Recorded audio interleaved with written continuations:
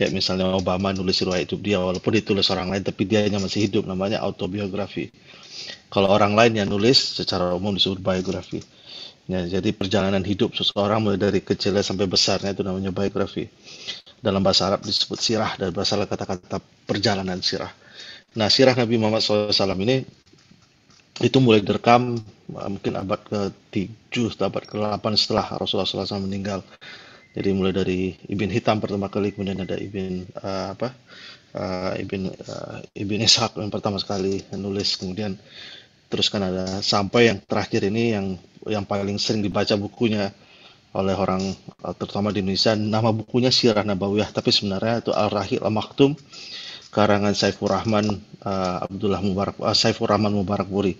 Jadi kalau nggak salah tahun 90-an dia ikut kontes membuat sirah di Madinah dan dia pemenangnya, dan buku itu sekarang itulah sirah terakhir yang ditulis. Tapi sebenarnya banyak sekali orang, satu-satunya manusia di dunia ini yang biografinya ditulis oleh banyak ratusan orang, muslim maupun non-muslim, dan dari banyak versi sampai-sampai banyak yang non-muslim juga banyak sekali menulis buku-buku atau kisah tentang Nabi Muhammad, termasuk yang buku yang paling saya terkesan itu adalah karangan Karen Armstrong.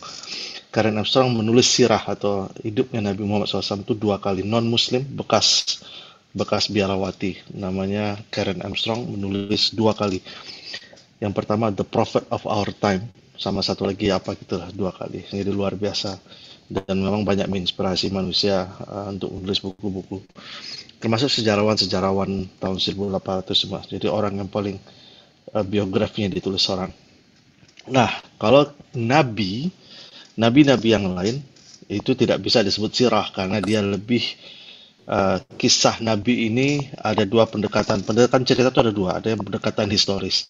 Tapi kalau Nabi Musa kan nggak ada pendekatan historisnya, jadi lebih ke istilahnya lebih kepada apa yang diturunkan Allah di Quran, kemudian apa yang disampaikan oleh Nabi kita. Jadi kisah-kisah para Nabi. Jadi maksudnya dia kasasis atau kisah-kisah para Nabi yang direkam Allah di Al-Quran, kemudian ditafsirkan oleh Nabi Muhammad SAW, kemudian disampaikan oleh para sahabat. Jadi itu yang sebutnya kisah Nabi. Misalnya Al-Qasasus, Kisasus Al-Anbiya, jadi kisah para Nabi. Jadi yang diminta Pak Adi adalah kisah para Nabi, mulai dari Nabi Adam katanya sampai Nabi Yesus alaihissalam.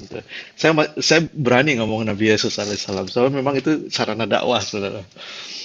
Jadi di kantor saya ada orang Indonesia, ada orang Indonesia di kantor saya, dan baru setahun ini mahasiswi Indonesia yang kebetulan non Muslim begitu masuk di KT, ketemu nama saya Arif, dia langsung nanya, maaf Pak, Bapak orang Indonesia? Iya, kenalan kan. Mungkin umurnya sama anak saya yang paling tua. Jadi akhirnya ya makan siang ada bapak 3 orang Indonesia. Ya, pas lagi ngobrol-ngobrol gitu, akhirnya ngobrol-ngobrol, Pak kesibukannya apa gini. Saya suka ngobrol tentang agama. Habis itu akhirnya ngobrol lah tentang Nabi Isa. Saya ngobrol, yang seperti saya ceritain tuh Pak Imam, dari mana dia cerita tentang, saya lebih cerita banyak tentang Nabi Isa kan, tapi saya nyebutnya Yesus alaihissalam, Yesus peace be upon him, saya selalu ngomong kayak gitu, Yesus peace upon him. Akhirnya dia nanya, setelah saya makan, Pak Didi bisa nggak minggu depan kita ngobrol lagi tentang Yesus? Udah 2 kali berturut-turut. Akhirnya pertemuan yang kedua, saya sama ada 1 orang lagi sama Hanif ada di grup kita ini, dia baru sekali datang, dia nggak terlalu suka Zoom katanya, tapi kalau kita pertemuan kita darat, insya Allah si Hanif mau ikut lagi. Jadi saya sama Hanif sama teman ini yang non Muslim ini, kemudian kita sewa 1 kamar, bukan sewa book 1 room, pakai tulisan, saya paparkan tuh perjalanan dari Nabi Adam sampai ke Nabi ini. Jadi memang enaknya lebih pakai tulisan, pakai cerita, jadi lebih nangkap ya. Jadi udah perlahan-lahan saya ajak dia berpikir. Jadi berdakwah terhadap non Muslim itu sebenarnya gampang, ajak berpikir. Jadi dari awal tuh keluarkan dia dari perasaan. Jadi karena biasanya kalau Kristen itu pendekatannya feeling. Ya, pendekatannya feeling, kedepatannya rasional. Oh, Yesus cinta sama saya. Jadi pendekatan selalu sifatnya irasional. Pendekatan. Jadi kalau dibawa dia berpikir secara ini, apalagi anak IT kan, dia bisa lebih berpikir secara struktur, secara logika. Pakai logika, pakai logika. Logikanya gini, gini, gini. Terapkan ke sini. Nanti pelan-pelan dia, insya Allah ini. Ya sekarang dia udah 2 kali bertemu sama saya. Malah saya nontonnya bagus tentang Injil Matius, saya bilang. Dia bingung, saya, Bapak kok tahu sih Injil Matius? Ya tahu, saya belajar, saya bilang. Semua film-film di YouTube tentang Injil Matius saya udah nonton semua, saya bilang. Jadi ada Injil dan Yohanes. Jadi ada 4. Jadi 4 ini yang disebut gospel itu, yang dalam ini Injil. Jadi itu sekedar ininya, penghangatnya. Jadi malam ini, insya Allah, kita belajar tentang Nabi. Kenapa kita belajar tentang Nabi? Salah satunya buat berdakwah ke non-Muslim juga. Gitu. Karena hampir semua Nabi, bukan hampir, Rasulullah mengantar Sa'ad bin Mu'adz ke pinggir kota Madinah. Kebetulan Sa'ad bin Mu'adz waktu itu diperintahkan Rasulullah untuk pergi ke Yaman, untuk berdakwah ke Yaman. Kemudian kata Rasulullah SAW, ya Sa'ad, sungguh aku mencintaimu. Terkejut saat mendengarkan, luar biasa Rasulullah menyebut cinta, belum pernah, jarang-jarang Rasulullah menyebut. Jadi Rasulullah itu ada sahabat-sahabat yang punya hubungan pribadi secara kepribadian. Salah satu, ya Saat aku mencintaimu karena Allah. GR banget, senang banget kan saat itu. Habis itu kata Rasulullah, engkau akan pergi ke Yaman, di mana di situ paling banyak orang Kristen. Sampaikanlah tauhid kepada mereka dan carilah persamaan. Jadi itu cara belajar, cara berdakwah kepada non-Muslim, terutama Kristiani, mencari persamaan itu adalah sunnah Rasulullah SAW. Jadi Rasulullah mengajarkan itu, jadi cari dulu pendekatannya, persamaannya apa. Jadi jangan alergi menyebut nama Yesus, karena itulah yang nama yang mereka kenal. Gitu. Itu salah satunya. Kemudian Rasulullah sambut, lanjut. Kemudian saat terjatuh dari ontanya, kudanya dia turun sambil memeluk Rasulullah, menangis. Mereka berdua menangis. Jadi itulah luar biasa kisah ini. Ini slide-nya belum dibuka, saya buka dulu slide-nya. Ini kata pendahuluan udah kemana-mana nih. Nah.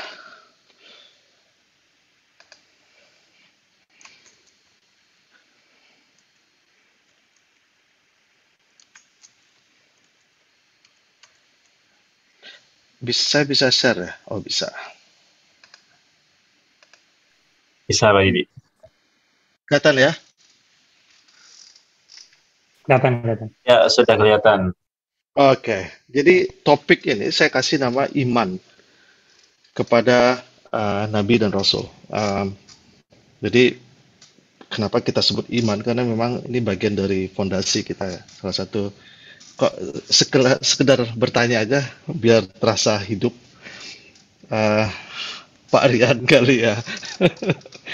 Rukun iman kepada Nabi dan Rasul itu rukun yang keberapa?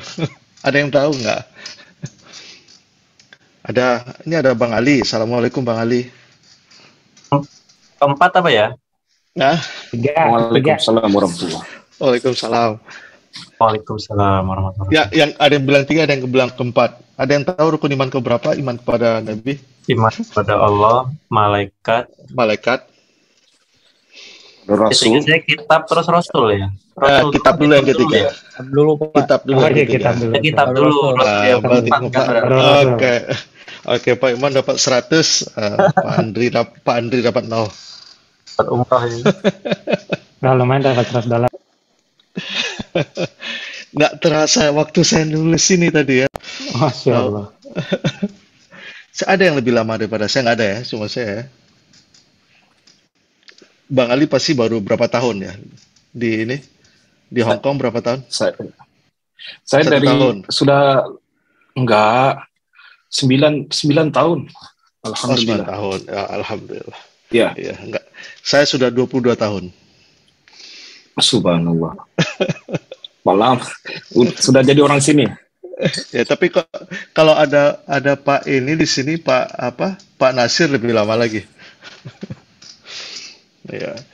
Jadi sekilas saja, eh, mungkin untuk memancing aja, kira-kira apa perlunya mengenal kisah para nabi dan rasul? Ada bisa ini nggak sedikit? Biar hidup aja soalnya biar nggak ngantuk. Why do you think we need to learn the prophet? Kira-kira. Karena yang paling nampak duluan tuh Pak Imam saya tanya dulu. Kenapa kira-kira? Why do we need to learn about the prophet? Why is it so important? Kenapa? Karena kita perlu mengetahui kehidupannya sehingga bisa meniru. Karena kan Rasulullah itu untuk kita teladani. Jadi kalau kita nggak tahu bagaimana kita mau mencontoh kan, jadi harus tahu. Betul. Yep. Setuju Pak Andre ya? Atau ada kekurangannya atau ada tambahannya? Dan untuk ini mungkin ya, belajar mengenai cobaan yang atau perjuangan yang dilakukan oleh mereka. Jadi kita bisa tahu bahwa orang-orang sebelum kita itu yang beriman memang diuji gitu, dan ujian mereka berat-berat. Gitu. Iya. Jadi apa yang kita diuji sekarang nggak ada apa-apanya dibanding ujian para nabi dan rasul. Jadi sekedar pembanding, jadi sekedar inilah apa namanya comfort lah. Ya kan ketika Nabi Muhammad SAW pamannya yang bernama Abu Lahab itu ingin membunuh gitu kan. Masa paman sendiri musuhin ponakan sendiri kan. Kemudian Rasulullah SAW diturunkan ayat surat Luqman. Luqman ini bukan hanya mau dibunuh sama seluruh abang-abangnya gitu kan. Ketika Cina di Jepang dibom dan seterusnya. Jadi berapa tahun sebelum perang dunia kedua itu sampai 42-43 itu setelah ada campaign di Jepang bahwa orang yang bukan ras Jepang itu kayak hewan. Jadi mereka sudah setiap hari dicekoi. Jadi orang bukan ras Jepang itu orangnya sama dengan ketika Jerman dulu juga bahwa orang Israel, orang Bani Israel atau orang Yahudi itu bagian dari hewan, keturunan setan. Jadi setiap hari didengung-dengungkan sehingga itu yang menjadi di otak mereka tuh. Jadi ketika mereka melihat itu seakan musuh yang luar biasa gitu. Jadi ada dehumanisasi. Dan setiap kali itu diulang-ulang, orang akan timbul. Jadi si orang ini makin takut, sementara orang yang dikena dehumanisasi. Begitu juga ketika orang setiap hari menghina Rasulullah, menyebut-nyebut Rasulullah hina, menyebut-nyebut Rasulullah penyihir, dan seterusnya. Itu Rasulullah sempat down juga. Makanya turun surat Yasin itu. Innaka laminal mursalin. Bagus banget kata-kata itu. Sesungguhnya engkau. Jadi kata-kata rasul itu jamaknya ada dua, ada rasul, ada mursalin. Jadi sesungguhnya engkau itu betul-betul rasul. Jadi seakan-akan Allah perlu mengcomfort Rasulullah. Engkau tuh rasul. Tapi bukan hanya sekedar rasul, sudah ada juga rasul-rasul sebelum kamu. Innaka laminal mursalin. Jadi jangan khawatir, semua juga mengalami kesusahan seperti engkau. Kemudian di surat Yasin, kalau kita baca tafsir surat Yasin itu, Allah bercerita malah ada satu kaum, Allah kirimkan 3 nabi, mereka tolak ketiga-tiganya, mereka hina ketiga-tiganya. Ini pendusta, ini. Jadi ketika Rasulullah mendengar bahwa, ternyata ada nabi-nabi setelahku, dihina, disiksa, untuk menyampaikan pesan tauhid, aku merasa lebih merasa lebih tenang sedikit. Ya. Jadi kurang lebih itulah salah satunya. Karena itu, dan itulah makanya kisah para nabi itu adalah bagian dari panduan hidup kita. Jadi mengenal tokoh dan kisah para nabi serta rasul. Ini saya kutip satu, tapi ini tidak bisa kita percaya 100% ya. Adalah silsilah nabi. Silsilah nabi ini sendiri itu diambil dari tidak 100% betul, diambil salah satunya dari Israiliyat. Kemudian apakah terutama dari keturunan Nabi, saya nggak bisa menjamin kebenarannya. Pernah lihat nggak ranah ini grafik ini? Kelihatan nggak? Kelihatan. Dari Nabi Adam sampai Nabi. Pernah dapat dari Sir Wancai juga. Tapi kita tidak bisa meyakini 100%. Karena ini tadi. Apakah ini sifatnya historis atau ini sifatnya dalil nakli? Jadi hanya diturunkan. Jadi kalau di salah satu di Bible ada namanya genealogy. Jadi bahasa Indonesia saya lupa.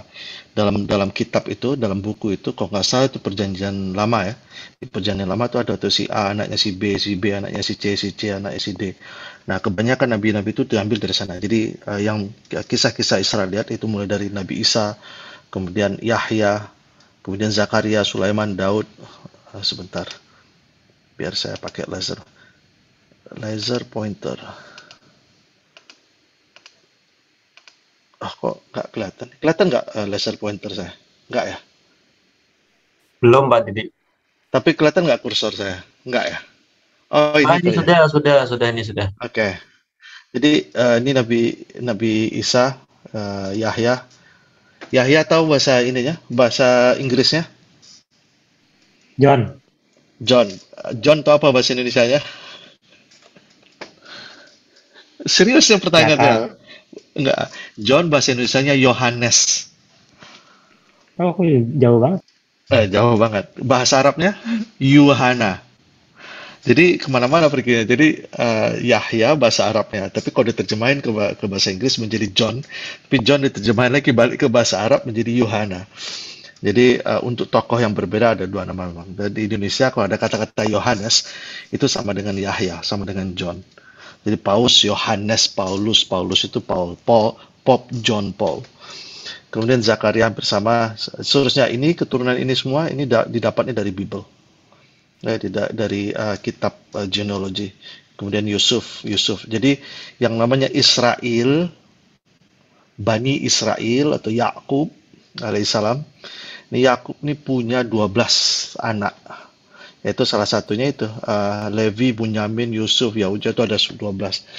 Nah, salah satu yang menjadi nabi adalah Nabi Yusuf. Jadi mulai dari Yusuf itu udah Bani Israel. Jadi ini semua Bani Israel atau orang Yahudi lah istilah. Jadi orang Yahudi secara darah ya. Jadi kalau Yahudi itu bisa secara darah, bisa secara akidah. Tapi Yahudi kalau saya ngomong mulai hari ini Yahudi berarti secara darah. Terus secara agama saya menyebutnya dengan Yudaisme atau Judaism. Jadi Musa, Harun, Ilyas, Alyasa, kemudian Daud, Sulaiman, Zakaria, Yahya, itu semua adalah Yahudi atau darahnya Yakub alaihissalam. Nabi Ayub tahu kan bahasa Inggrisnya? Ada yang tahu Nabi Ayub bahasa Inggrisnya? Job, kayak Steve Jobs. Job itu Ayub. Oh, Job. Ya.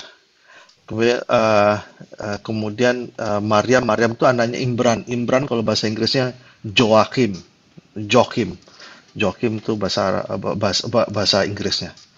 Jadi ini kisah-kisah ini sampai Ibrahim, kemudian terus naik sampai ke Nuh, kemudian ke Idris bahasa Inggrisnya Enoch, kemudian dari Enoch ke Nabi Sith bahasa Inggrisnya Set, kemudian Nabi Sith alaihissalam dan ayahnya Nabi Adam alaihissalam.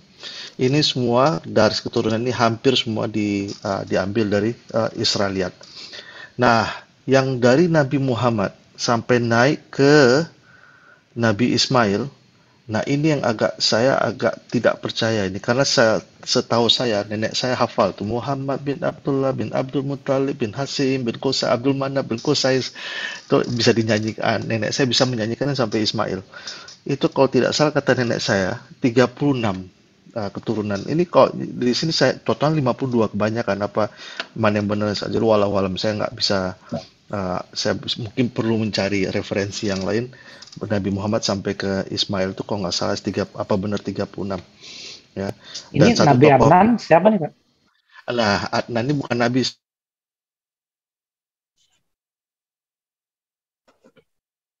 Benar itu adalah Adnan. Jadi kayak termasuk orang soleh atau apa gitu, tapi bukan nabi. Ya, tapi memang dia populer. Saya nggak tahu kenapa ditulisnya warnanya ini, warnanya biru seakan-akan nabi. Nah, ada pertanyaan saya, ada dua nabi, satu, dua, tiga, ada 3 nabi orang Arab. Tahu nggak nabi orang Arab orang mana? Nabi Muhammad 1. Ada 2 lagi nabi orang Arab. Ada yang tahu? Depannya S. Syuaib. Nabi Shu'aib, sama satu lagi, masih S juga depannya. Soleh. Nabi Soleh alaihissalam. Ya, betul. Jadi cuma 3 itu Nabi orang Arab. Jadi kalau kita belajar bahasa, belajar Quran, maka Muhammad, Muhammadun, Shu'aib, Shu'aibun, Salih, Salihun. Jadi bahasa Arab hanya boleh pakai an, dan in. Tapi kalau Nabi Isa, Nabi Yahya, Nabi Zakaria tidak boleh pakai an, in, dan karena dia bukan bahasa Arab. Jadi Nabi Isa itu bukan bahasa Arab, Yahya bukan Arab, Zakaria bukan Arab, terus ini bukan bahasa Arab, ini bahasa Hebrew, bahasa Ibrani. Jadi nama-nama ini adalah bahasa ini. Ya. Jadi kayak Ayub, Yunus, dan seterusnya. Yunus itu bahasa Inggrisnya Jonah. Ya. Musa, Moses, Harun, Aaron. Ya. Ilyas, Elijah. Saya lupa Aliasa. Satu lagi. Lupa saya ini. Ini sekilas biar dapat gambarannya. Totalnya yang disebut Nabi dan Rasul semua. Totalnya 25 di dalam Al-Quran. Baik, ini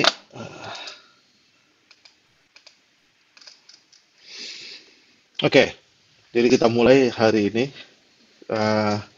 tentang Nabi Adam alaihissalam. Saya mulai dengan ini agak menarik. Dulu beberapa waktu lalu, kurang lebih 3 atau 4 tahun, 5 tahun lalu, saya dituncung MTR, didatangi orang.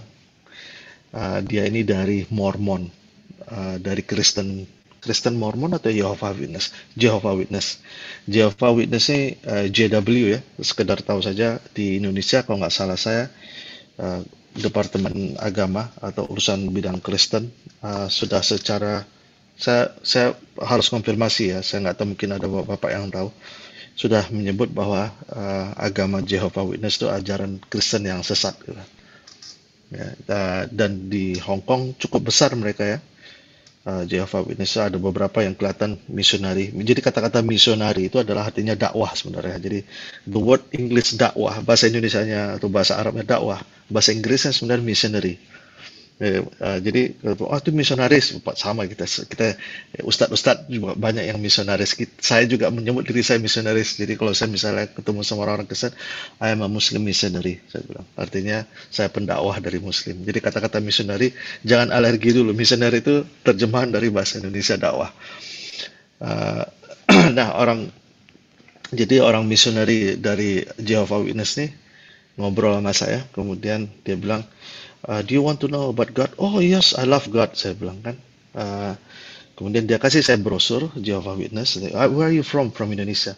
Habis itu diambilnya lagi brosurnya, dikasih saya satu brosur lagi, bahasa Indonesia brosurnya. Makanya mereka lebih dalam berdakwah, mereka lebih dahsyat daripada kita gitu. Jadi makanya kita juga harus siap berdakwah juga Pak Imam. Harus mampu kita berdakwah ke mereka gitu. Nah, kemudian dia bilang, you Muslim? Yes, saya Muslim, katanya. So you want to learn about God? Ya, dikasih saya buku Jehovah Witness dari bahasa Indonesia. Kemudian saya bilang, okay, unfortunately, I have to run right now. I really love to talk to you. Can we meet some other day? Nah, akhirnya kita ketemu kan. Pas kita ketemu minggu depannya di Pacific Coffee, mungkin saya pernah cerita. Saya ingat sekali, pertama kali dia cerita, let me tell you about Jehovah Witness. Yang dikeluarkannya bukan Bible, yang dikeluarkannya surah Al-Baqarah. Sebab, why you using my Quran? Katanya. Look at this, Allah expel Adam because Adam is sinful. Itu kalau nggak salah surah Al-Baqarah ayat 35 apa 34 yang ayat Allah, ikhruj, keluarlah engkau dari surga, kata Allah kan. Tuh. Karena Nabi Adam berdosa, katanya. Nabi Adam itu Nabi Adam itu karena berdosa, makanya kita perlu pembalas dosanya, yaitu nanti kaitkan ke Nabi Isa. Saya bilang, don't use my Quran. Saya bilang gitu, use your Bible. Saya bilang, kamu tuh jangan sarang pick and choose, you don't abuse my Quran, saya bilang gitu. Baca 5 ayat sebelumnya, saya suruh dia baca ayat yang 30 ini. Makanya saya taruh di sini. Wa is qala rabbuka lil malaikati inni ja'ilun fil ardi khalifah. Ingatlah ketika Allah berfirman, ya para malaikat, aku akan menjadikan khalifah di muka bumi. Jadi Nabi Adam diturunkan ke bumi bukan karena dosanya. Nabi Adam diturunkan ke bumi karena memang ini rencana Allah. Dan rencana Allah itu maha kuasa. Dia kata innallaha ala kulli syai'in qadir. Allah itu berkuasa, Allah itu berkehendak. Ketika Allah menghendaki Nabi Adam menjadi khalifah di muka bumi, maka itu akan terjadi. Terserah dia mau makan pohon itu atau tidak. That's it. That is my akidah. That is my Islamic standard. Don't mess up my Islamic standard. Saya bilang gitu. If you want to preach about your religion, use your Bible. Don't use Quran. Saya bilang gitu. Nah, jadi memang harus seperti itu. Akhirnya dia terdiam. Padahal dia udah belajar. Dia kan kayak pendeta kan. Dia udah belajar cara attack kita. Cara mengattack kita dengan menggunakan ayat-ayat Quran. Saya bilang no, don't do that. You cannot abuse Quran. Quran is too high for you. Jadi itu saya pakai. Jadi sekilas saja mengenai Nabi Adam. Lebih summary-nya saja. Mungkin udah pernah dengar. Jadi saya agak buru-buru kan. Jadi 2000 tahun sebelum Nabi Adam diciptakan, jin itu sudah diciptakan. Ya. Makanya tadi ketika kita lihat di ayat ini kan apa kata malaikat kami selalu mentasbih dan memuji engkau, katakan wa nahnu nusabbihu bihamdika wa nuqaddisu lak. Jadi kami itu dan bertasbih dan seterusnya. Jadi jin itu diciptakan 2000 tahun sebelum Nabi Adam diciptakan. Ini saya ambil, jadi kisah ini semua saya ambil dari sirah, dari hadis yang disimpulkan dan dirangkumkan di kitabnya Ibn Katsir yang berjudul Al-Bidayah wal Hinayah. Jadi saya summary-kan di sini. Kemudian para jin ini ada yang kalau kita baca surat jin itu ada yang mukmin, ada jin yang kafir. Dan di antara jin-jin yang kafir itu, selamat datang Pak Bambang. Assalamualaikum warahmatullahi wabarakatuh. Waalaikumsalam warahmatullahi wabarakatuh.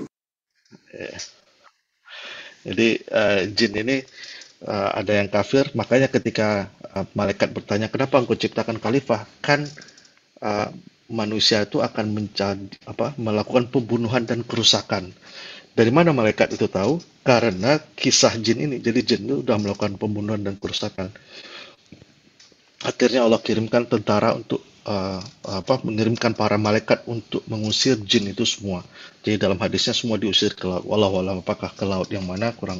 Tapi spesifik artinya diusir. Tinggallah satu jin yang soleh, yang paling takwa, yang bernama iblis. Jadi iblis itu adalah jin yang takwa dulu. Jadi kalau ini apa? Manusia purba yang tengkoraknya ditemuin itu misalnya yang seperti kera, yang seperti itu gimana? Itu sebelum Nabi Adam apa gimana? Kalau jadi kan istilahnya kapan Nabi Adam itu kan secara Islam, secara Quran dan hadis tidak ada spesifik tahun keberapa. Kita tahunya dari Israeliat. Jadi Israeliat itu menyebut bahwa Adam itu 4.000 tahun ya, lupa saya, tolong di Google atau di Wiki. 4.000 tahun sebelum Nabi Isa ya. Tunggu. 10.000 tahun, sampai 10.000 tahun sebelum Nabi Isa. Kalau nggak salah saya. Nah, jadi ada yang sifatnya nakli, ada yang sifatnya revelation, ada yang sifatnya memang diturunkan di Quran dan hadis yang diceritakan para nabi. Jadi memang manusia yang pertama itu Adam. Jadi itu kaitannya.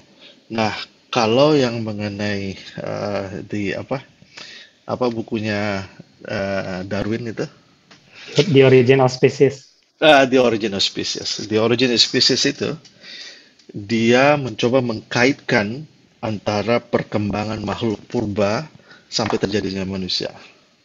Tapi kan untuk dia mengkaitkan itu semua, dia membuat lebih dari 100 asumsi. Jadi dia buat asumsi dulu, dan asumsi ini semua untuk dia bisa mengestablish bahwa manusia dari monyet atau manusia dan monyet berasal dari satu entitas yang hampir sama ikan katanya kan, itu adalah berdasarkan lebih dari 120 kalau nggak salah asumsi. Jadi knowledge itu based on assumption. Assumptionnya hilang, makanya hilang semua. Dan ketika Darwin menurunkan teori itu, dia belum menemukan DNA. Jadi secara DNA tidak mungkin ternyata manusia itu ini. Tapi sampai sekarang teori-teori mengenai the evolution dan seterusnya itu kan memang paling sangat didukung oleh dunia akademia ya, dunia akademia yang kemudian yang latar belakangnya bahwa tidak ada Tuhan gitu. Jadi asas belakangnya agak berat gitu. Jadi secara ilmu teori di teori evolusi dan seterusnya, kalau 120 asumsi ini terkenakan semua, maka memang ada linknya. Bahkan linknya pun ada missing link kan. Ada satu untuk yang setengah berdiri ini menjadi berdiri, ada satu titik yang missing. Jadi kalau mereka menyebutnya itu ya sebagai ilmuwan saya bisa saja percaya. Bagi saya gini, kalau dia menyebut memang manusia dan bisa dibuktikan secara sains memang ada kaitan dengan Neanderthal, Mojocortensis dan seterusnya, saya bisa saja percaya karena itu dalam pendekatan sains. Tapi pendekatan bahwa manusia semua dari Adam adalah pendekatannya bukan berdasarkan sains. Jadi nggak bisa dikaitkan antara sains itu. Dan sains itu kan selalu selalu diperbaharui. Dan sampai sekarang kan teori Darwin udah runtuh dengan ditemukannya DNA. Baik, sekilas. Tapi nanti suatu saat saya punya topik khusus tentang itu nanti. Pak Didi, boleh ini sedikit? Yes.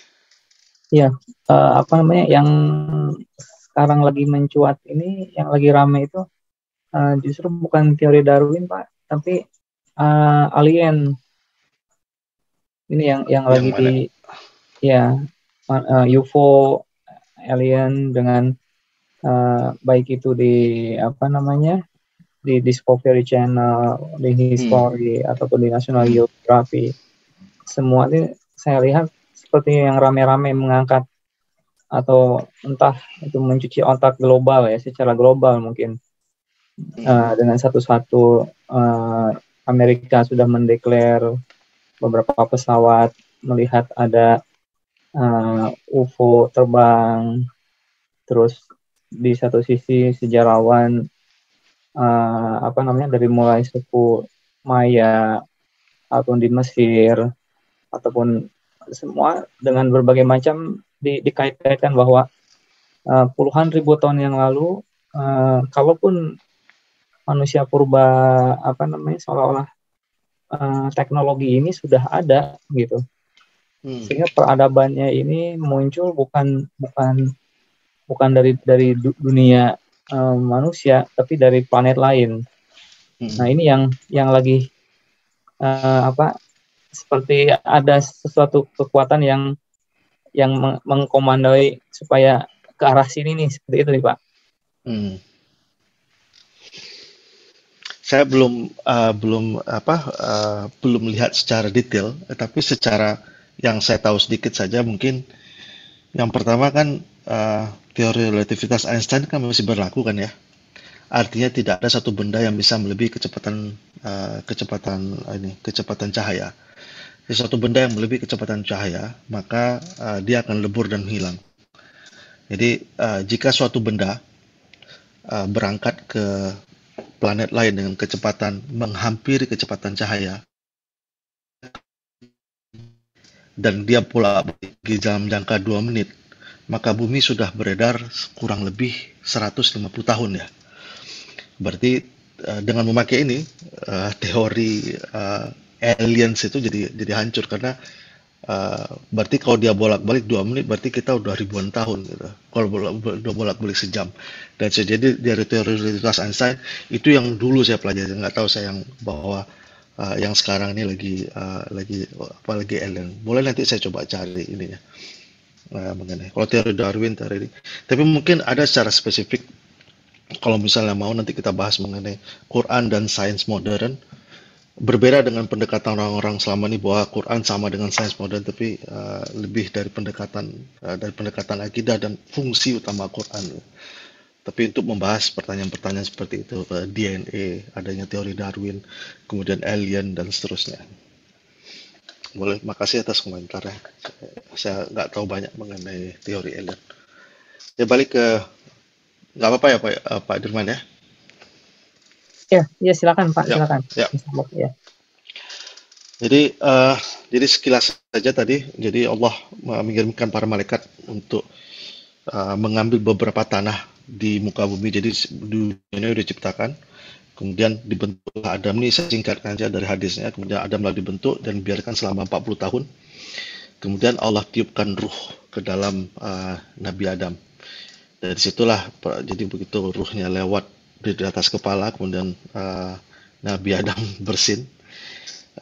Ketika bersin membaca Alhamdulillah, kemudian para malaikat menjawab ya haramukallah. Jadi Alhamdulillah haramukallah itu adalah udah sunnahnya Nabi Adam alaihissalam. Dan ketika ruhnya nyampe dekat mata, kemudian Nabi Adam membuka matanya, kemudian melihat buah-buahan di surga dan seterusnya. Dan ketika ruhnya nyampe dekat perut, kemudian Nabi Adam mulai bergerak mengambil makanan. Kemudian begitu ruhnya nyampe semua, Adam kemudian melihat para malaikat dan mengucapkan Assalamualaikum warahmatullahi wabarakatuh. Jadi ketika kita mengucapkan Assalamualaikum, itu bukan hanya sunnah Nabi Muhammad, adalah sunnah Nabi Adam alaihissalam. Dan disitulah kemudian Allah perintahkan untuk semua para malaikat untuk sujud. Jadi kisahnya Allah memerintahkan kepada para malaikat untuk sujud terhadap malaikat itu ada di hampir 5 atau 6 kisah di Al-Quran, di surah Al-Araf, di surat 38 itu surat 38, kemudian di surat Hijr ada beberapa kisah. Jadi setiap kali ada sesuatu yang bisa kita ambil hikmahnya, Allah ceritakan mengenai Allah memerintahkan para malaikat untuk sujud kepada Nabi Adam alaihissalam. Jadi Allah memberi, jadi manusia itu adalah gunanya adalah supaya Allah memberikan makhluk kesempatan patuh atau tidak patuh, dan Allah berikan ilmu pengetahuan. Jadi istilahnya gini, Allah lepas kita di bumi ini, kemudian Allah kasih kita knowledge atau science. Itulah alasan penciptaan itu. Jadi alasan penciptaan kalau kita baca wa ma khalaqtul jinna wal insa illa liya'budun. Jadi memang kita diciptakan itu untuk beribadah. Kemudian kisahnya lagi Nabi Adam melihat keturunannya jadi Nabi Adam itu dan kita semua di sini ditemukan oleh Allah semua di alam ruh. Kemudian Nabi Adam melihat itu siapa tuh yang bersinar-sinar itu. Oh, itu adalah anakmu Nabi Daud alaihissalam, kata Allah, Nabi Daud. Kemudian berikan umurku 60 tahun ke Nabi. Jadi memang ini kisahnya tidak bisa kita sebut histori ya, karena ini lebih sifatnya dalilnya dalil nakli. Jadi tidak kemampuan otak manusia, tidak kemampuan historis. Jadi tidak ada sainsnya di sini. Ini semua lebih iman kita kepada Allah gitu. Dan Nabi Adam kesepian, kemudian untuk itulah sementara para malaikat sibuk beribadah, Nabi Adam kesepian. Untuk itulah kemudian Nabi Adam diciptakanlah Hawa, supaya Nabi Adam ada temannya. Jadi siapa bapak-bapak sini yang kesepian? Oh, yang udah kesepian udah pulang ke Indonesia ya. Ini yang kesepian tuh kalau nggak salah Pak Adi. Jadi Pak Adi udah terbang ke Indonesia. Jadi insya Allah bertemu dengan Hawanya. Mas Yudis nggak ada ya di sini ya. Yang lain semua insya Allah nggak ada yang kesepian di sini ya.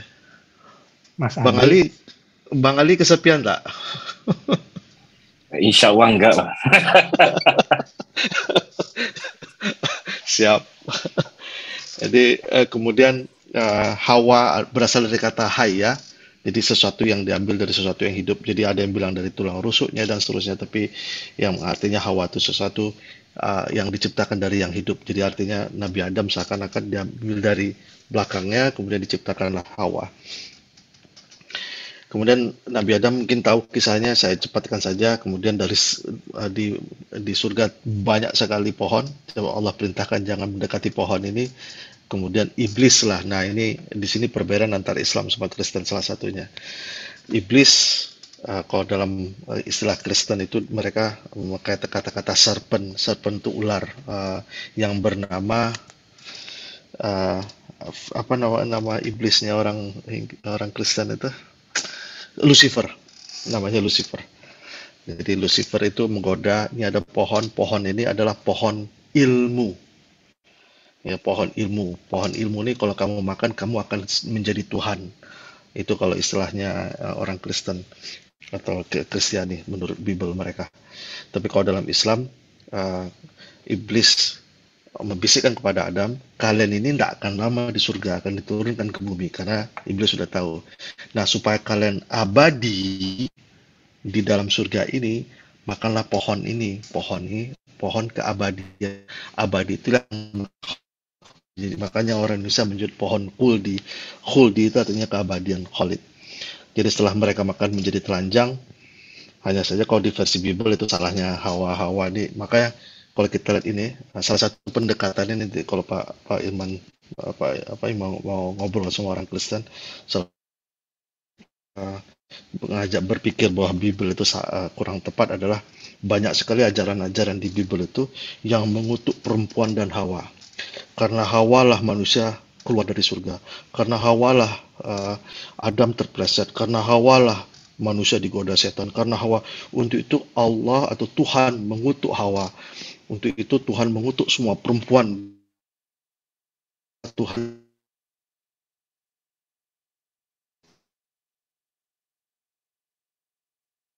dan ajaran di. Jadi sementara kalau dalam Islam yang salah itu adalah berdua, makanya zalamna anfusana wa ilam taghfirana. Jadi kita salahnya berdua. Malah kalau lebih salah lagi mungkin salah terbesar itu Adam, karena Adam yang menjadi pemimpinnya Hawa. Jadi kemudian Nabi Adam diturunkan di bumi, menangis selama 60 tahun.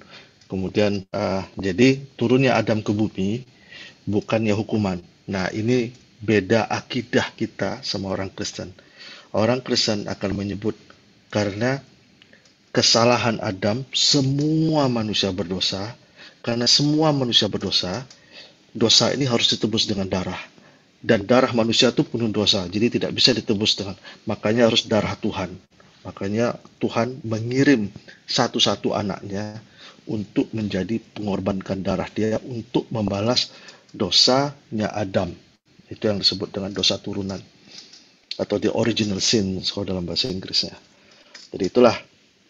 Jadi mengambil pelajaran pelajaran kita yang paling utama adalah iblis itu innahu aduwwun mubin. Iblis itu adalah musuh utama kita. Dari awal dia ingin menelanjangkan orang tua kita, maka sekarang kita yang ingin ditelanjangkan. Maka salah satu website paling banyak dikunjungi di dunia itu adalah website porno kan. Karena memang dosa zina dan seterusnya sangat tinggi. Salah satu sifatnya itu tadi, karena memang iblis itu inginnya kita telanjang. Karena salah satu bentuknya adalah dosa yang termasuk dosa besar kan. Jadi itulah kemudian Nabi Adam bertobat dan minta ampun. Semua orang hafal doanya, yaitu Rabbana zalamna anfusana wa illam. Saya nggak dalamkan lagi, saya yakin semua udah hafal. Wa illam taghfirana wa lanakunanna minal khasirin. Jadi kalau ya Allah, kami yang salah, kami menganiaya diri kami sendiri, dan jika Engkau tidak sayangi kami dan ampuni kami, maka kami akan jadi orang-orang yang bisa masuk neraka atau orang-orang yang merugi. Nah, Nabi Adam ketika di bumi punya Qabil dan saudari kembarnya, Habil dan saudari kembarnya. Qabil dia bertani, Habil dia beternak. Kemudian Qabil ini berdohaka, saya kisahkan dikit. Jadi dia ingin menikah dengan saudara kembarnya karena ketertarikan fisiknya. Jadi Qabil ini cemburu kejahatan pertama di dunia adalah cemburu atau iri atau ini. Jadi dia iri lihat kalau saudaranya menikah dengan wanita cantik, dia marah, dia kesal, dia cemburu. Akhirnya karena kedurhakaannya Allah meminta mereka berkorban, dan Qabil dan Habil melakukan pengorbanan. Hanya saja Qabil tidak serius berkorbannya, dia kasih korban-korban yang tidak bagus, sementara Habil memberikan kambing yang terbaik dan seterusnya. Dan inilah the first crime ever, atau adalah pembunuhan. Itulah kasus pembunuhan pertama manusia yang di mana Qabil, anaknya Nabi Adam, membunuh kalau nggak tahu 1/10 penduduk dunia, 10% penduduk dunia dia bunuh, karena memang waktu itu penduduk dunia cuma 10 orang, terus ya mungkin kurang lebih segitulah. Setelah Habil terbunuh, kemudian Nabi Adam melahirkan anak lagi yang tidak banyak Muslim yang tahu, yang namanya Sith, dan Sith ini adalah salah satu nabi, yaitu Nabi Sith alaihissalam. Dan Nabi Sith alaihissalam ini sudah diturunkan suhuf. Jadi dari 104 suhuf yang ada di muka bumi ini, yang diturunkan ke semua para nabi, 50% dari antaranya diturunkan ke Nabi Sith alaihissalam. Jadi itu saja mungkin topik kita, udah 10:30. Saya sampai sini saya inikan dulu karena udah sampai Nabi Adam. Sebenarnya ada berikutnya tentang Nabi Sith, tapi sebelum di sini saya balikan dulu ke Pak oh ya, tadi saya yang MC ya. Lupa. Karena saya yang MC-nya, saya berhak menahan waktu. Mungkin ada bapak-bapak atau ini komentar, pendapat, saran atau pertanyaan atau feedback. Mas Wisesa nih baru hadir. Apa kabar, Mas Sesa? Ada komentar, isu, pertanyaan, Silakan. gosip?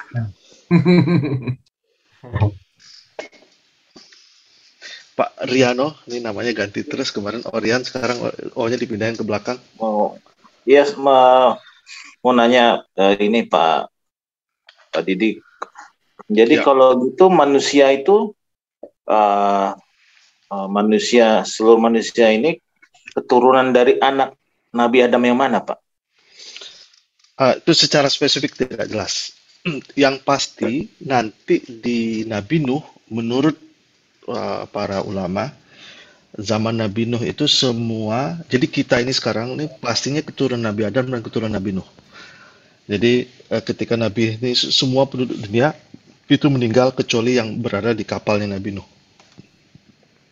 Jadi bisa saja mungkin teorinya tentang mojok kertonsis dan seterusnya itu ikut mati semua tuh. Jadi kemudian sisanya sisa dari Nabi Nuh. Tapi again itu kan satu science, satu pendekatannya apa ya, dalil nakli ya. Jadi satu pendekatannya reveal, satu datangnya dari Allah dan para nabi. Kisah-kisah yang saya sampaikan ini, satu lagi pendekatannya pendekatan ilmiah yang putus 120 asumsi, jadi bisa saja ini.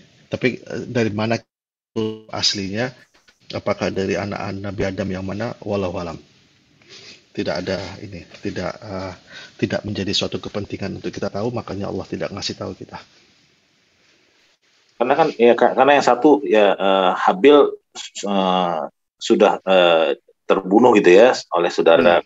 Berarti antara dari Qabil si pembunuh dan Nabi Sith gitu ya, Pak. Ya. Dari pembunuh gitu ya. Walau alam. Dan itu kan dalam Islam innahu izri ukhra, manusia itu tidak akan dihukum manusia dihukum sesuai dengan ininya dia gitu. Jadi keturunan itu tidak semua keturunan Nabi Adam kan. Semua keturunan Nabi kita nih. Ini kan keturunan Nabi nih. Tuh Pak Bambang walaupun kayak gitu tuh keturunan Nabi loh tuh. Maksudnya kayak gitu tuh. Walaupun kayak gitu keturunan Nabi gitu. Maksudnya kita semua walaupun kayak gini itu keturunan Nabi. Keturunan Nabi Adam maksudnya. Yang Sith itu yang Nabi Sith itu memang ya nggak familiar ya juga memang. Ya itu apa? Jadi kita malam ini kita teruskan sampai Nabi Sith ya. Nabi Sith ini agak menarik kisahnya ya. Kita teruskan sampai Nabi Sith, tapi kita selesai ya. Kenapa Imam? Setuju? Silakan ya? Pak, silakan. Oke. Sampai Nabi Sith. Oke, Nabi Sith ini jadi kisahnya begini, Nabi Sith itu. Jadi Nabi Sith alaihissalam itu karena sedihnya Nabi Adam atas wafatnya Habil, kemudian Allah turunkan Allah berikan anugerah kepada Nabi Adam dan Hawa untuk mendapatkan anak lagi yang bernama Sith. Jadi kata-kata Sith itu artinya hadiah sebenarnya. Bahasa mana walau alam. Bahasa Arab belum ada ya di sini ya. Jadi bahasa Arab tuh nanti setelah Adnan itu tuh baru bahasa Arab tuh ada. Jadi keturunan dari. Jadi bahasa Arab belum ada di sini. Jadi Nabi Adam pun kata-kata Adam itu bukan bahasa Arab. Makanya dalam Quran nggak ada Adamin, Adamun, Adaman. Maksudnya cuma Adam. Berarti karena Adam bukan bahasa Arab. Kemudian, nah ini yang unik nih. Jadi syariahnya waktu itu mereka adalah Nabi Sith alaihissalam itu tinggalnya di atas pegunungan. Sementara saya udah pernah ceritakan nggak kisahnya? Kok rasanya saya pernah? Belum ya? Di forum kita belum ya? Belum kayaknya ya? Sepertinya belum, Pak. Oke. Jadi Nabi Sith ini syariahnya, ini kisahnya ini ya, ini bukan karangan, ini bukan histori ya kisahnya. Jadi Nabi Sith ini diperintahkan oleh Allah tinggal di daerah pegunungan. Sementara Qabil dan keturunan semua itu diperintahkan Allah tinggal di daerah lembah. Dan mereka tidak boleh bercampur, mereka tidak boleh bersatu. Jadi syariahnya adalah mereka beribadah dan berkarya di sana, Sith di atas, Qabil di bawah. Gitu. Jadi itu syariahnya, mereka nggak boleh bercampur. Nah, iblis lah yang pertama kali menggoda. Jadi iblis ini pertama sekali dengan menyamar sebagai laki-laki datang ke keluarganya Qabil, ya kan? Apa yang dilakukannya? Yang dilakukannya adalah, jadi dia datang malam-malam, dia memperkenalkan dirinya, saya dari ini, dari itu, gitu kan. Kemudian yang dilakukannya, diambilnya ini metal, 2 metal, kemudian dipukulnya gini. Ya kan? Habis itu untuk pertama sekalinya orang-orang keturunan Qabil, ini apa ini gitu kan, dipukul-pukulnya kan. Habis semua merasa terhibur gitu kan. Kemudian dan itu kejadiannya I'm not kidding, kejadiannya Sabtu malam, kejadian menjadi malam. Jadi pas Minggu malam lagi begitu lagi, malam Sabtu malam Minggu gitu. Kemudian orang-orang mulai terpesona. Itulah pertama sekalinya alat musik dikenalkan oleh iblis kepada manusia. Itu sifatnya alat perkusi. Dan mereka berkumpul setiap Sabtu. Nah, jadi akhirnya setiap Sabtu, jadi malam Minggu itu, weekend malam Minggu keluar, kemudian ngumpul-ngumpul sambil dengar musik itu sudah sunnahnya iblis di zamannya Nabi Sith alaihissalam. Jadi malam mingguan keluar itu is not new, itu udah sejak the first generation of human being gitu. Mereka berkumpul dan itulah mereka terpesona dengan pukulan, dengan perkusi dan suling dan seterusnya. Itu yang iblis yang pertama kali. Iblis karena memang salah satu kenapa? Karena orang terpesona, orang berkumpul dan habis waktu mereka jadi tidak beribadah, tidak berzikir dan seterusnya. Itu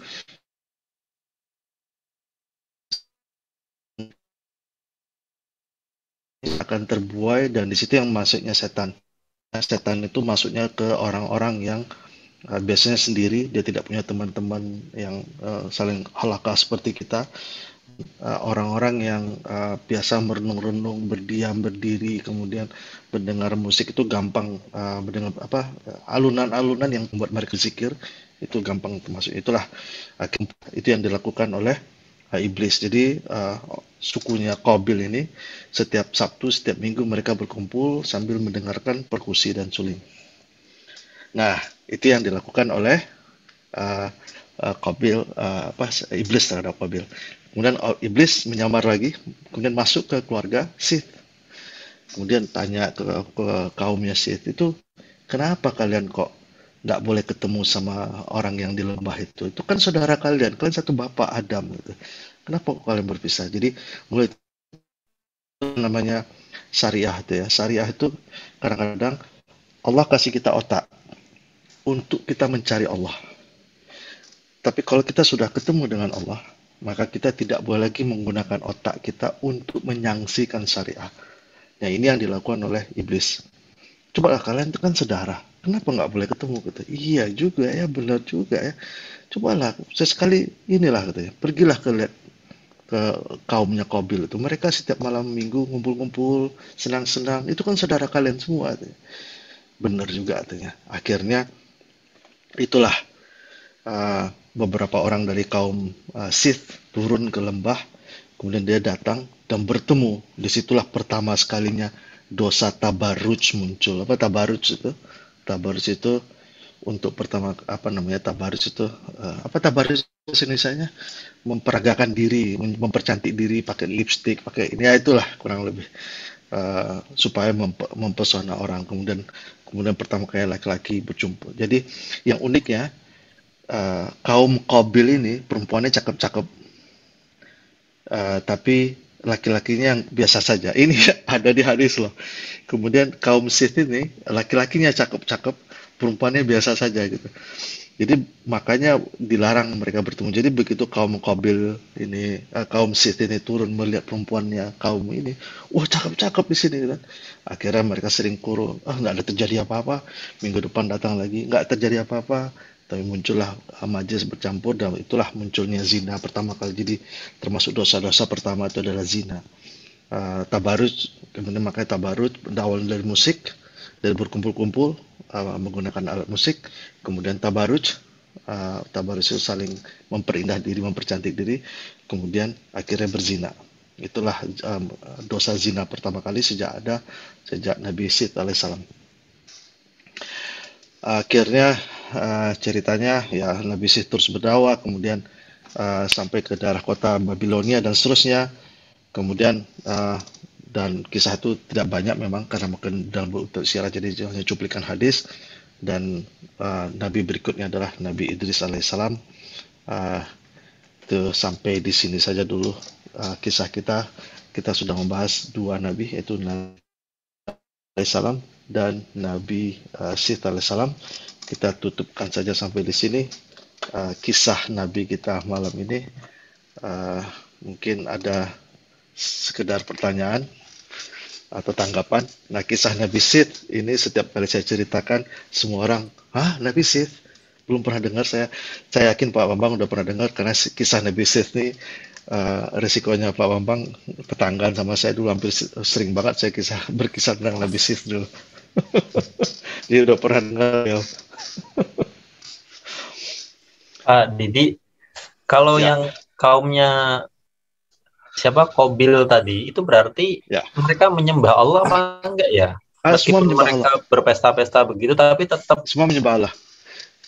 Terus syariahnya Nabi Sid, ikut syariahnya Nabi Sid apa syariahnya Nabi? Syariahnya Nabi. Jadi Nabi Sid yang meneruskan. Mereka beriman, tapi kebiasaannya kayak gitu berpesta-pesta kayak gitu ya. Berpesta-pesta itu karena ajaran iblis. Iya, ya tergoda kayak gitu, tapi mereka tetap beriman gitu ya. Tetap beriman. Cuma ya malam mingguan gitu. Ya, alhamdulillah Allah protect kita malam ini. Kita mungkin ada orang, makanya salah satu hikmahnya Omikron atau COVID itu kan Allah memprotek kita keluar malam minggu kan. Dan makanya salah satu halakah ini kita ada memprotek kita keluar malam Sabtu. Salah satu manfaatnya.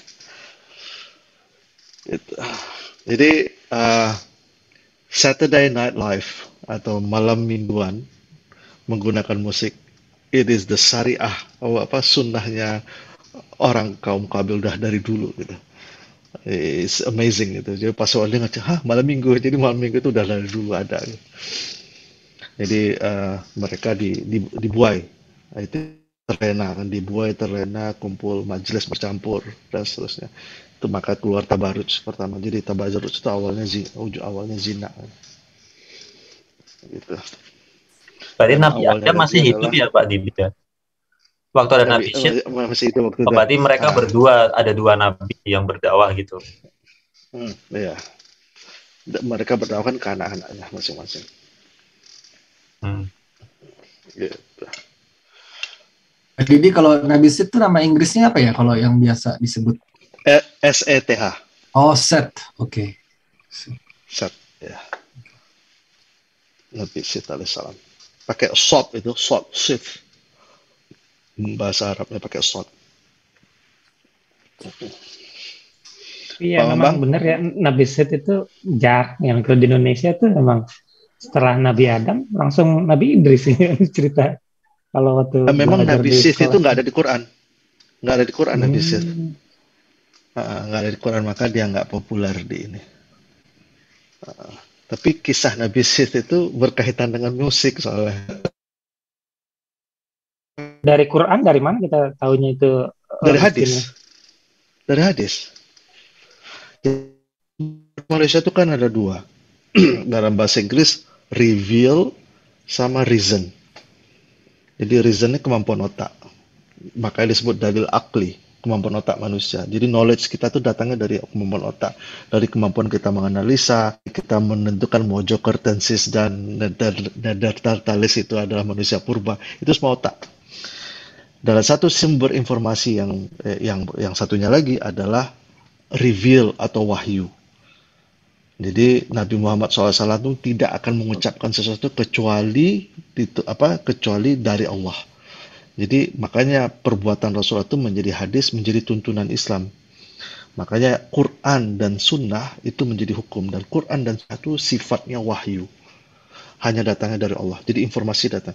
Jadi otak kita tidak akan mampu melahirkan syariah kecuali datangnya dari Allah. Otak kita tidak akan pernah tahu seperti apa sholat, seperti apa Allah itu, apa yang dikehendaki Allah, apa kisah-kisah yang terjadi. Kita tidak akan pernah tahu. Otak kita tidak diberi kemampuan. Harus lewat wahyu, harus lewat Quran dan Sunnah. Makanya mengadu Quran dan Sunnah itu, mengadu dalil akli sama dalil nakli itu kurang tepat. Karena dalil akli itu sifatnya manusia, dan manusia itu punya defect, punya kekurangan. Dan dia untuk teori Darwin saja punya 120 asumsi. 120 asumsi bahwa bisa melink antara manusia berdiri setengah tegak sampai menjadi manusia itu harus 120 asumsi plus the missing link. Jadi kalau kita selama ini kan kita manusia dari monyet, tapi nggak pernah baca bukunya kita. Baca bukunya, summary-in sendiri, langsung kita tahu sebenarnya ini semua asumsi gitu. Jadi bukan kisah, bukan secara solid gitu. Jadi karena otak manusia dari Allah, wahyu dari Allah, maka idealnya otak manusia, hasil otak manusia dan wahyu itu tidak boleh berseberangan. Kalau ada berseberangan, maka yang menang yang wahyu. Yang otak manusia nggak bisa, karena makanya teori itu kan teori evolusi, teori ini itu kan selalu berubah-ubah, selalu diganti. Big Bang itu kan baru belakangan ini menjadi kuatnya. Dulunya kan belum ada disebut Big Bang. Dan Big Bang itu juga 100 asumsi. Lebih dari 100 asumsi. Secara akademia, nih kadang-kadang kan Big Bang yang kita dengar itu kan Big Bang yang populer, ilmu pop, bukan Big Bang yang secara akademia. Kalau mau pelajari secara akademia ya dia akan banyak asumsi.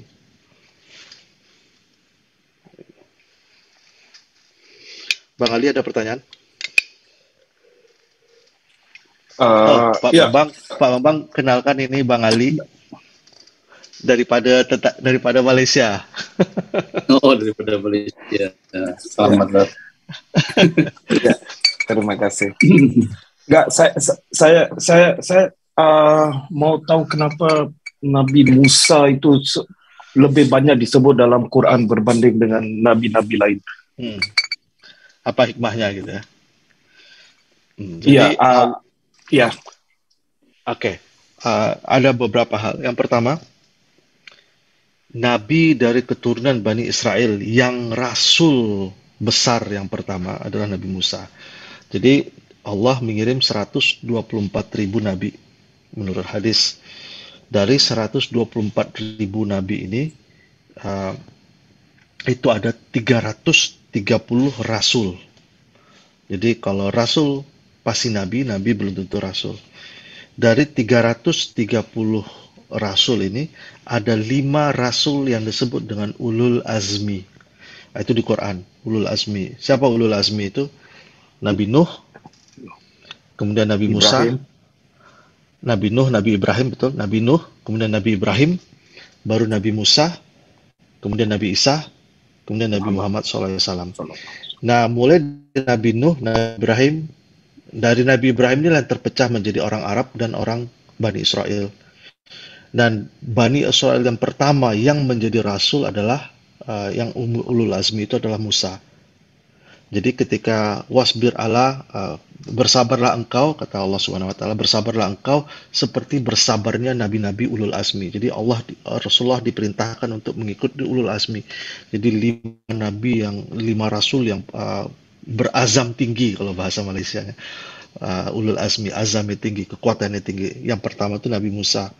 Itu salah satunya kenapa Nabi Musa ini paling banyak dikisahkan di Al-Quran, 136 kali secara nama, 136 kali. Tapi nama tambah kata ganti dia itu lebih Nabi, maka termasuk Ali Imran. Imran itu adalah kakeknya Nabi Isa kan, Jokim itu juga Bani Israel. Zakaria, Daud, kemudian Yusuf, itu semua kisah-kisah Nabi ini, kisah-kisah Bani Israel. Jadi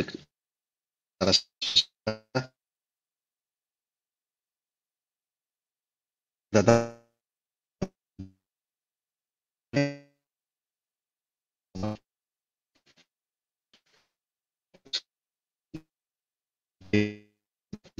tiga hal itu. Maka kedua, kisah-kisah di Nabi Musa menjadi pelajaran yang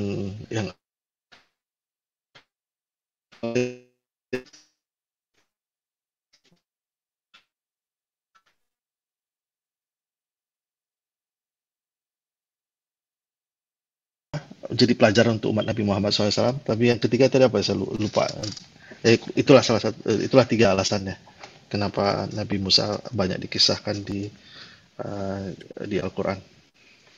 Oh ya, karena pedoman untuk orang Yahudi. Orang Yahudi menabikan Nabi Musa. Jadi ajaran Taurat itu adalah Nabi Musa. Jadi kitabnya orang Yahudi sekarang adalah Taurat. Kitabnya orang Kristen sekarang adalah Perjanjian Lama dan Perjanjian Baru. Perjanjian Lama adalah Taurat.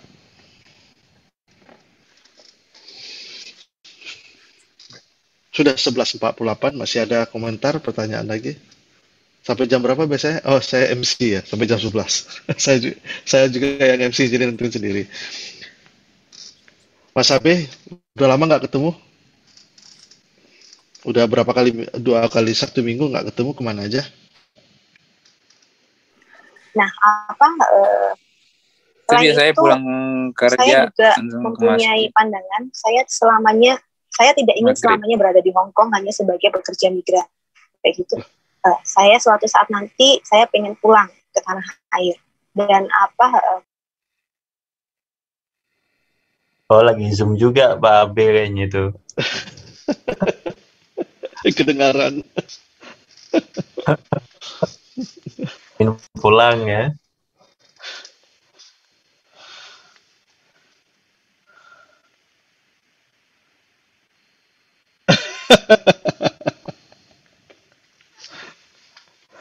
Ya, ada lagi komentar lain? Terjawab ya Bang Ali ya? 3 hal itu tadi ya? Iya.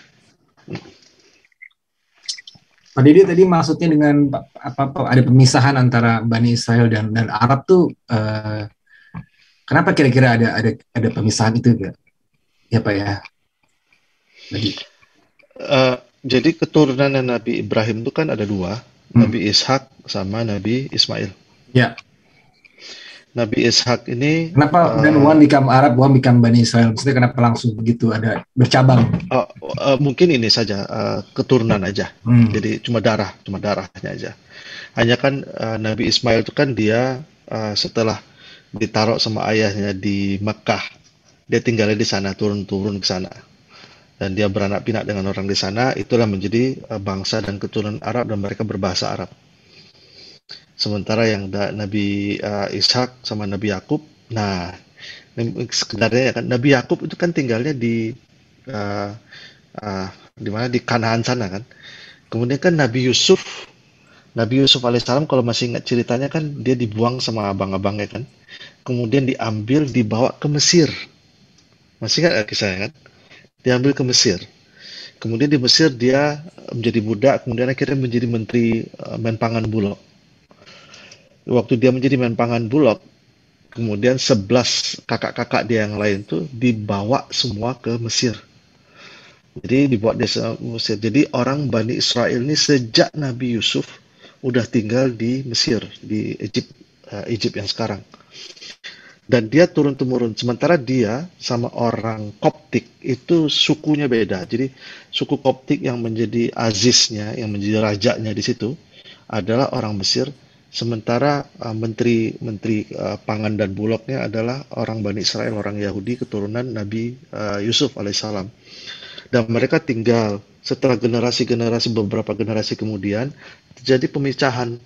Jadi orang-orang Firaun ini, yang raja waktu itu menjadi Firaun, udah memandang rendah orang-orang yang dari keturunan Nabi Yusuf, Bani Israel. Mereka melakukan perbudakan. Nah, disitulah Nabi Musa pertama kali muncul di situ, dan Nabi Musa ini membawa kembali orang-orang Bani Israel kembali ke tanah mereka, yaitu ke yang kita sebut dengan Palestina, ya, Kanaan, apa semua situlah. Itulah pertama kali mereka balik lagi ke sana. Waktu mereka balik lagi ke sana, itu yang mereka bilang the promised land. Nah, itulah yang sampai sekarang itulah. Makanya negara Israel itu adalah nama lain dari Yakub alaihissalam. Jadi Isra itu artinya abd, il itu artinya Allah. Jadi Israel artinya Abdullah. Satu lagi Ustaz. Maksudnya Pak Bambang itu Ustaz. Ya, silakan kembali bercanda. Enggak, gimana ya? Ya kenapa Bani Israel, orang Israel terlalu berdendam sama kaum Arab, sedangkan mereka juga tahu, sedangkan sesama Nabi mereka juga mereka saling membunuh. Apa karena Nabi terakhir, kenapa mereka nggak bisa terima yang hakikatnya Nabi yang terakhir, yaitu Rasulullah SAW daripada keturunan Arab? Ya. Jadi apa yang terjadi dengan Bani Israel waktu itu adalah kisah manusia. Jadi bukan hanya orang Bani Israel, tapi semua pada saatnya manusia seperti itu. Maka kenapa orang kulit putih menjajah aborigin di Australia? Kenapa Jepang menduduki Cina dan membunuh semua orang Cina waktu itu di daerah? Kemudian kenapa orang Belanda datang menduduki Indonesia? Kenapa orang Inggris datang menduduki dan membudak orang India dan seterusnya? Itu adalah memang sifat manusia itu. Dia punya sifat yang disebut dengan chauvinistis. Jadi suku dia lebih baik, kaum dia lebih baik, kaum orang lain itu lebih jelek dan seterusnya. Jadi pada dasarnya itu ada gitu. Jadi ketika nggak usah seperti itu, mungkin sesama satu kaum, satu suku pun beda kampung bisa berperang. Di Indonesia, ayah saya cerita antara masjid yang kunut sama yang nggak kunut itu bisa lempar batu. Itu Mas Andri juga pernah cerita dulu antara SMA mana dengan SMA mana di Jakarta tawur, padahal sama kan. Itu dendamnya bisa turun-temurun kan, bisa. Kenapa dulu kakak angkatan lu dulu bunuh kakak gua kan. Jadi bisa turun-temurun. Jadi memang manusia itu pada dasarnya punya sifat kaufinistis, yang sifat yang radikal atau fanatis terhadap suku dan kaumnya sendiri, sehingga menolak kebenaran kalau datang dari luar. Jadi secara umum itu sifat manusia. Jadi ketika mereka tahu bahwa akan ada nabi yang akan turun, mereka banyak para kaum Yahudi itu datang ke kota Yathrib yang nanti akan menjadi Madinah, karena mereka pikir akan ada menjadi nabi. Tapi begitu tahu bahwa Nabi Muhammad adalah nabi itu, mereka yakin 100% itu nabi, tapi mereka menolak Allah. Kenapa Allah menjadikan nabinya bukan dari suku dia, kaum dia gitu. Jadi yang mereka tolak bukan nabinya, yang mereka tolak Allahnya. Kekufuran gitu. Jadi ya, sikap itu bukan hanya sikap Bani Israel, itu sikap manusia, karena manusia itu pada dasarnya punya sifat yang apa namanya, yang egosentris dan kaufinistik. Itu awalnya. Maka suku baru-baru ini, ingat nggak yang tahun lalu ada gereja di Kanada yang ingin menasionalisasikan kaum suku Indian di Kanada dengan memaksa anak-anak mereka datang ke sekolah Katolik. Kemudian ternyata mereka dibunuh dan disiksa sampai ditemukan tengkorak 330 tengkorak di bawah gereja Katolik. Mereka pikir orang-orang suku Indian ini tidak sederajat dengan manusia. Jadi makanya Paus yang sekarang ini meminta maaf kan, sampai Perdana Menteri Kanada juga ikut terlibat. Sama, kisahnya sama. I am better than you. Makanya Rasulullah SAW, orang Arab tidak lebih baik dengan orang non-Arab, orang non-Arab tidak lebih baik dari orang Arab, orang kulit putih tidak lebih baik dari orang kulit hitam. Kenapa diulang-ulang oleh Rasulullah? Karena memang sifat manusia yang rasial, resis.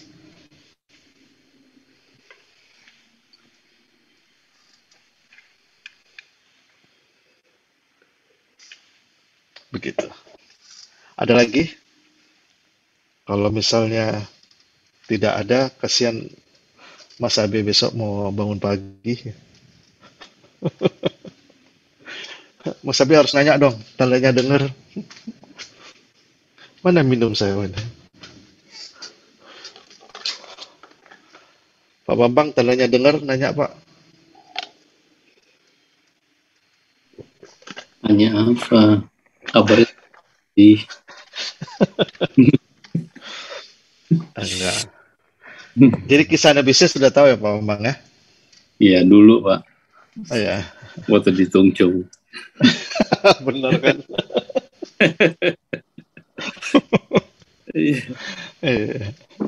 Mesti ingat lah ya detailnya.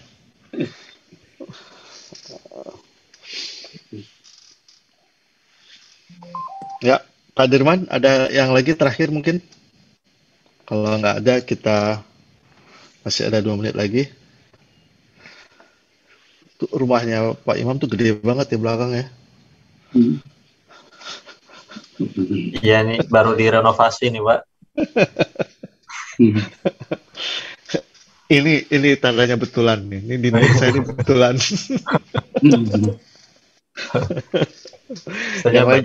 Yang lain palsu semua. Yang benar itu cuma banyak yang benar. Ya, kalau demikian mungkin kita akhiri saja kalau misalnya tidak ada. Jadi apa summary-nya malam ini? Malam ini kita belajar. Mungkin permintaan Pak Adi adalah ini berseri gitu. Mungkin kapan harinya atau ini mungkin bisa kita tentukan. Kita mencoba mengakrabkan kisah para nabi. Jadi mungkin kalau kisah-kisah politikus, kisah-kisah artis, mungkin kita sering dengar namanya gitu.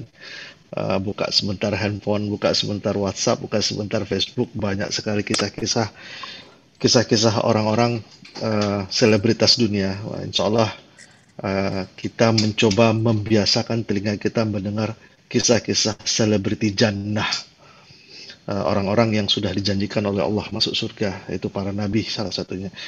Jika kita mencobakan Iyyaka na'budu wa iyyaka nasta'in, ya Allah tunjukkan aku jalan lurus, iyyaka nasta'in ihdinas siratal mustaqim siratal ladzina an'amta 'alaihim, yaitu jalan-jalan yang engkau telah beri rahmat. Siapa orang-orang yang telah beri rahmat? Yaitu para nabi. Jadi jika setiap sekali kita, salah satu fungsinya kenapa kita belajar kisah para nabi dan kisah Nabi Muhammad dan kisah para sahabat adalah karena setiap hari kita minta ke Allah, ya Allah tunjukkan aku jalan yang lurus. Ihdinas siratal mustaqim. Jalan yang mana? Siratal ladzina an'amta 'alaihim. Jalan yang orang-orang sudah engkau beri nikmat. Siapa orang-orang yang sudah beri nikmat? Itu adalah para nabi. Nah, kita setiap hari minta, ya Allah tunjukkan aku jalan orang yang lurus. Tapi kita lupa untuk memperdalam siapa sebenarnya orang-orang yang diberi nikmatnya. Itulah kisah para nabi. Jadi tujuan kita sebenarnya adalah mencoba mengakrabkan telinga kita dengan kisah-kisah para nabi ini. Gitu. Jadi banyak selebriti tanding, ada selebriti politik, ada selebriti dunia artis, ada selebriti sport, ada selebriti politik. Makanya kita An'amta 'alaihim itu adalah selebriti jannah, itu salah satunya. Yang kedua, hidup mereka, kisah hidup mereka menjadi pedoman Nabi Muhammad SAW. Kalau hidup mereka menjadi pedoman Nabi SAW, maka hidup mereka dan kisah hidup mereka akan menjadi pedoman hidup kita juga. Pedoman hidup kita di dunia dan insya Allah untuk kita ke akhirat. Itu summary-nya, dan hari ini kita bahas dua Nabi, yaitu Nabi Adam dan Nabi Sith alaihissalam. Dan untuk itu kita akhiri perjumpaan kita di Jumat malam ini. Tidak terasa di tahun 2022, di minggu yang kedua. Terima kasih, jazakumullah khair atas kehadiran bapak-bapak semua. Mudah-mudahan kita bertemu lagi pekan depan, hari sama dan gelombang yang sama.